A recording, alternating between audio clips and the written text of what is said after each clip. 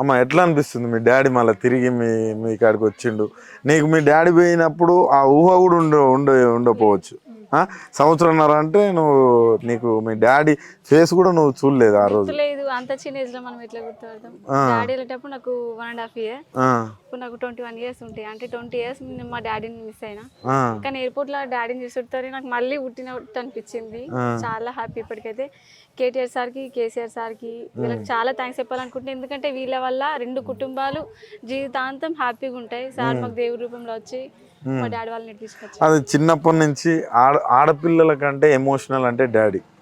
అది ఎట్లా మిస్ ఎక్కువ అంటే నా మ్యారేజ్ డాడీ నేను మిస్ అయినా. ఎందుకంటే డాడీ లేకుండా ఒక అనాథ పిల్లలాగా నేను మ్యారేజ్ చేసుకున్నా.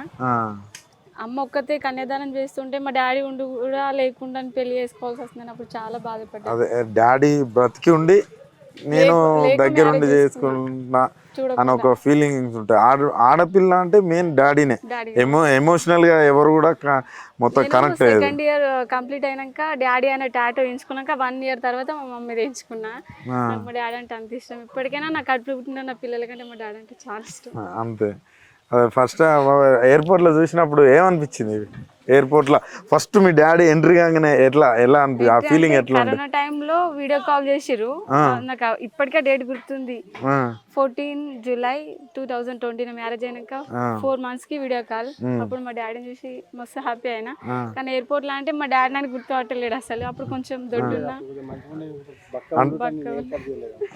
అంటే చిన్నప్పుడు వదిలిపెట్టిపోయినావు, తర్వాత కూతురు ఎదిగి వచ్చిన తర్వాత ఇంకా నీకు అసలు ఎక్కడ కనెక్షన్ లేకుండే. వీడియో కాల్స్ కానీ అవి కానీ వాళ్ళు సపోర్ట్ చేయలేదు, కనెక్షన్స్ లేకుండే మీకు. సో అది ఉండేది. తర్వాత ఏమనిపించింది? మీ అల్లుడు ఉన్నాడా ఇక్కడ? మీ అల్లుడు కూడా ఉన్నాడా? ఎట్లా మీ అల్లుడిని మీ బిడ్డని చూపించినాక ఎట్లా అనిపిస్తుంది? సంతోషం అనిపించింది. నేను కంట్రోల్ చేసుకున్నాను. నేను కంట్రోల్ చేయకపోతే ఇంకా వీళ్ళు ఏడుస్తారు.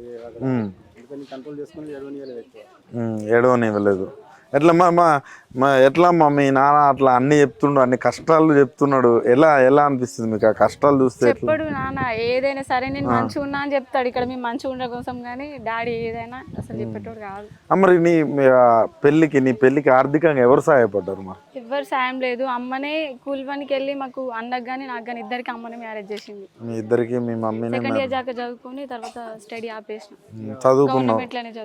గవర్నమెంట్ లో చదువుకున్నావు.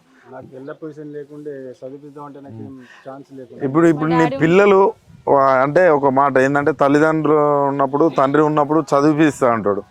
ఆ అమ్మాయి ఈరోజు గవర్నమెంట్ స్కూల్లో కావచ్చు, గవర్నమెంట్ కాలేజీలో చదువుకొని ఒక తల్లి చెప్పిన మాటని ఒక పెళ్లి చేసుకుంది. ఎట్లా అనిపిస్తుంది ఈ రోజుల్లో? ఈ జనరేషన్ ఎట్లున్నది? మొత్తం లవ్ మ్యారేజ్ అది ఇదని ఉంటుంది ఇప్పుడు.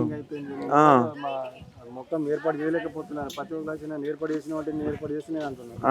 నేను పలానా మనిషిని వాళ్ళే చెప్తున్నారు. నువ్వు కూడా అమ్మ చాలా గొప్పదాని. ఎందుకంటే డాడీ లేకున్నా కూడా ఇంటర్ వరకు చదువుకొని మమ్మీ చెప్పినట్టుగా పెళ్లి చేసుకున్నావు. థ్యాంక్స్ అమ్మా. ఏం చెప్తారు మొత్తానికి కేటీఆర్ సార్కి ఏం చెప్తారు మీరు ఫైనల్ గా? ఏం లేదు, దేవుడి రూపంలో వచ్చి సారే మాకు హెల్ప్ చేసిన. దేవుడు ఉన్నాడో లేదో తెలియదు కానీ కేటీఆర్ సారే మాకు దేవుడు. అంతేనా? థ్యాంక్ యూ అమ్మా. Thank you.